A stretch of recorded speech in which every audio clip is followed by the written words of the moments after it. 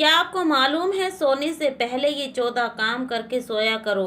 سنت اور حدیث کے ساتھ آج ہم اس حوالے کو پیش کریں گے۔ سنی علماء کی کتابوں اور حدیثوں کی روشنی میں آج یہ بیان کرنے جا رہے ہیں کہ نبی کریم صلی اللہ تعالی علیہ وسلم رات کو سوتے وقت کیا کام کیا کرتے تھے۔ السلام علیکم ورحمۃ اللہ وبرکاتہ۔ پیارے ناظرین، آئیے گا پیارے اسلامی بھائیوں، رسول اکرم صلی اللہ علیہ وسلم کی سنتوں پر عمل کرنے سے نہ صرف دنیا میں سکون ملتا ہے بلکہ آخرت میں بھی کامیابی نصیب ہوتی ہے۔ آج ہم آپ کو بتائیں گے رات کو سونے سے پہلے کے 14 اہم کام جو نبی کریم صلی اللہ تعالیٰ علیہ وسلم کی سنت ہے۔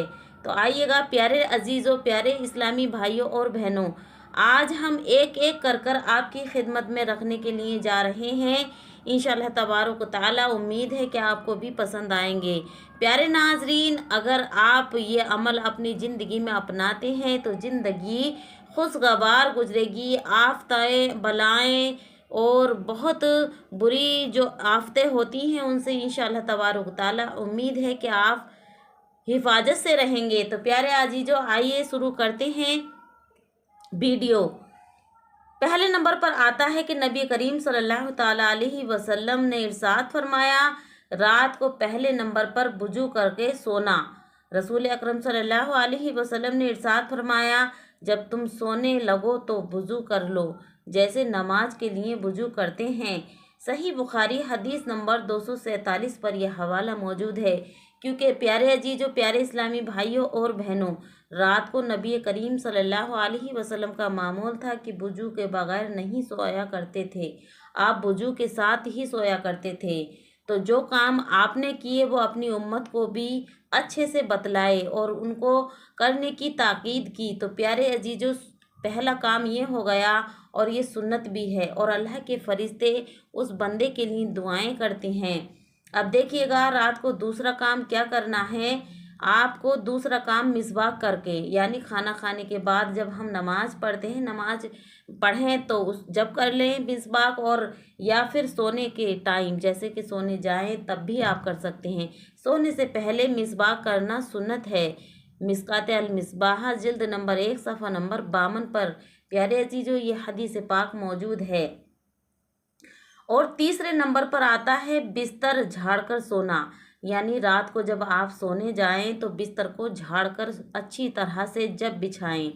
اس پر نبی کریم صلی اللہ تعالیٰ علیہ وسلم کا فرمان گرامی ہے، جب آپ میں سے کوئی اپنے بستر پر آئے تو اسے اپنی چادر کے کونے سے جھاڑ لے، کیونکہ نہ جانے کون سی چیز اس کے اندر چھپی بیٹھی ہے، کیڑا ہے، بہت ساری چیزیں ہوتی ہیں کہ وہ آ کر ان کو انسان کو جو ہے پیارے عزیزوں خطرہ ہو جاتا ہے، ان چیزوں سے خطرہ ہو جاتا ہے کہ اکثر دیکھا گیا ہے بہت سارے بھائی بہن ایسے ہی بستر بچھایا اور لیٹ گئے اور اچانک سے کوئی سانپ، بچھو یا کوئی اور چھپکلی، کیڑا آ کر کاٹ لے تو اس سے جان جانے کا خطرہ رہتا ہے۔ تو پیارے ناظرین، کتنی پیاری حدیث ہمارے نبی صلی اللہ علیہ وسلم نے بیان فرمائی ہے اور اپنی امت کو تاکید کی کہ اے میرے پیارے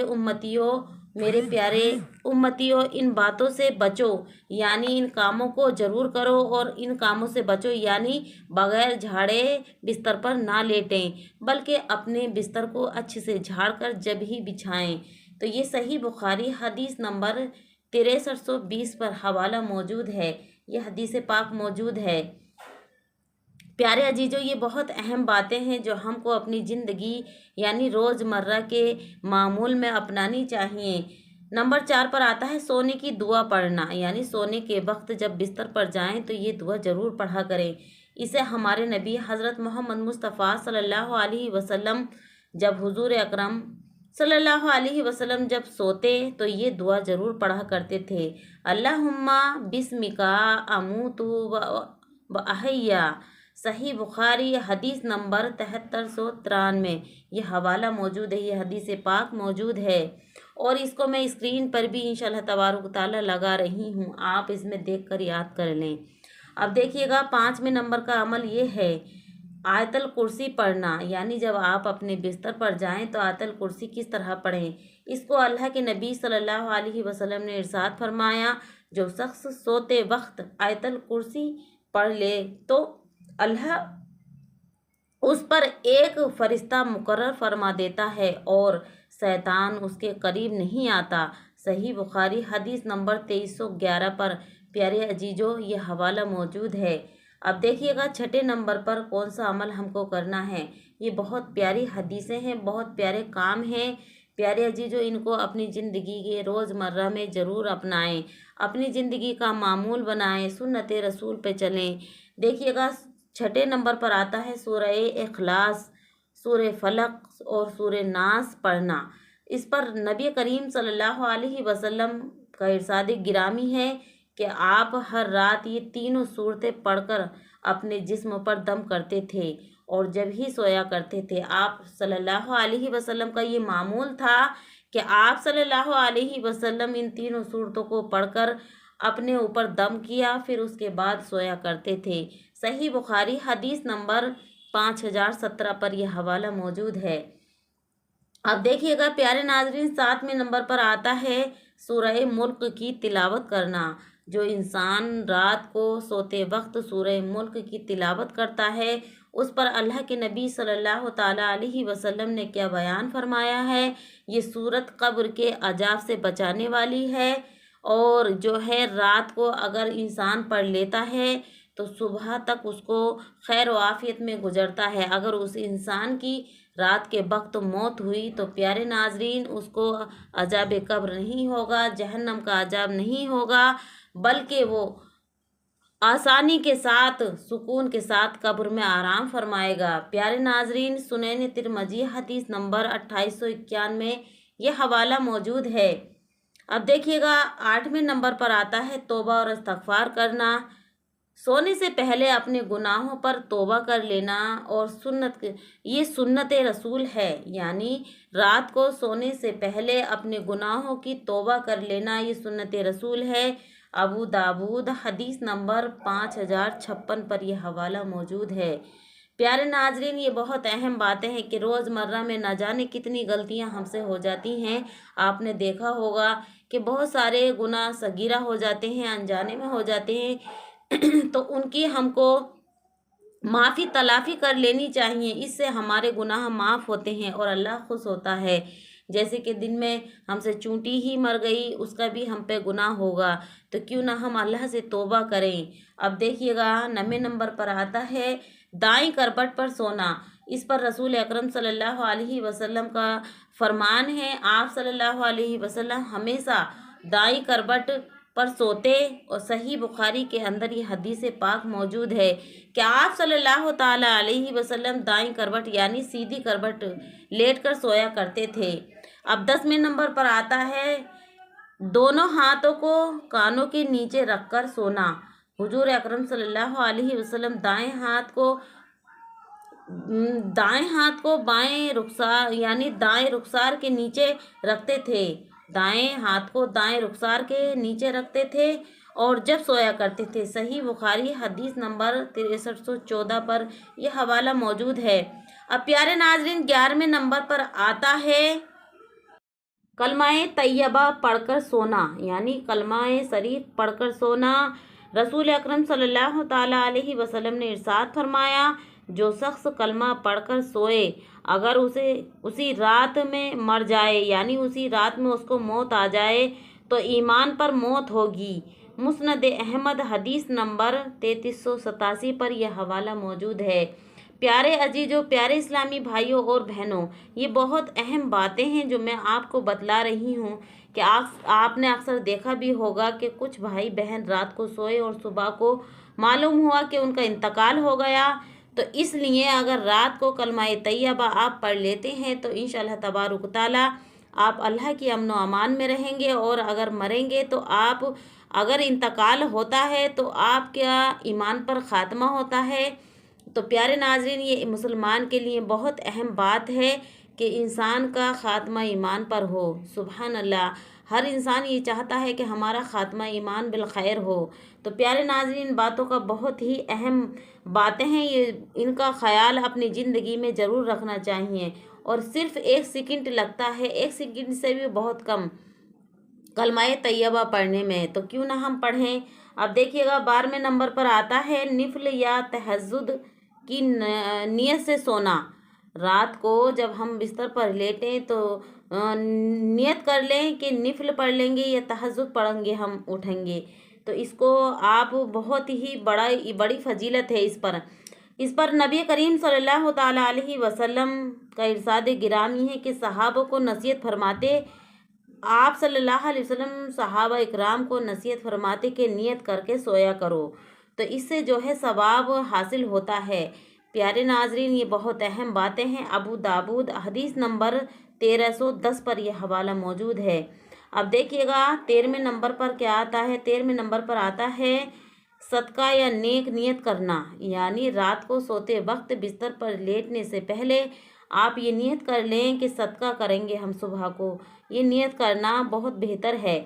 اس پر حضور اکرم صلی اللہ تعالیٰ علیہ وسلم نے ارشاد فرمایا، صدقہ گناہوں کو بجھاتا ہے جیسے پانی آگ کو بجھا دیتی ہے، جیسے آگ لکڑی کو کھا جاتی ہے، اسی طرح سے گناہوں کو صدقہ ختم کر دیتا ہے۔ بہت اہم بات ہے پیارے عزیزو یہ، بلکہ ہم سب مسلمانوں کو چاہیے کہ صدقہ خیرات زیادہ سے زیادہ کیا کریں۔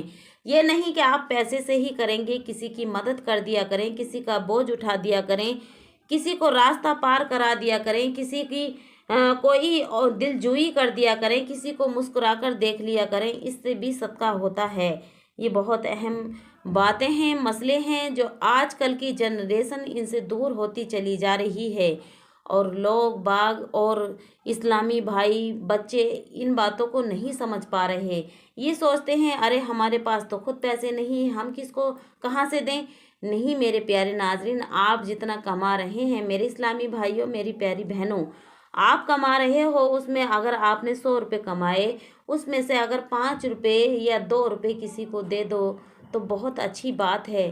اس سے ہماری گناہ بھی معاف ہوتے ہیں اور اللہ خوش ہوتا ہے، اور رزق میں برکتیں ہوتی ہیں، کیونکہ صدقہ رزق کو کم نہیں کرتا بلکہ بڑھا دیتا ہے۔ اب دیکھیے گا 14ویں نمبر پر آتا ہے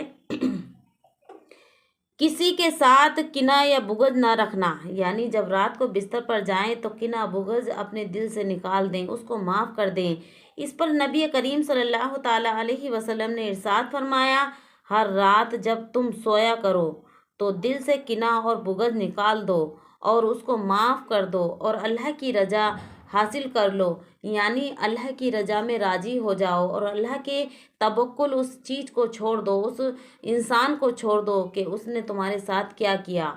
آپ یہ کہہ دیں کہ اللہ تیرے بھروسے، فی امان اللہ، اللہ تجھے جو بہتر لگے وہ کر، میں کون ہوتا ہوں معاف کرنے والا یا بخشنے والا، بلکہ اللہ رب العزت، اللہ سبحانہ وتعالیٰ اپنے بندوں کو معاف کرتا ہے اور اس کو مرتبے بھی عطا کرتا ہے، تو اللہ خوش ہوتا ہے۔ پیارے ناظرین، پیارے عزیزو، یہ بہت ہی اچھا کام ہے، انسان اگر کر لے تو اس کو دنیا میں بھی سکون اور آخرت میں بھی سکون ملتا ہے۔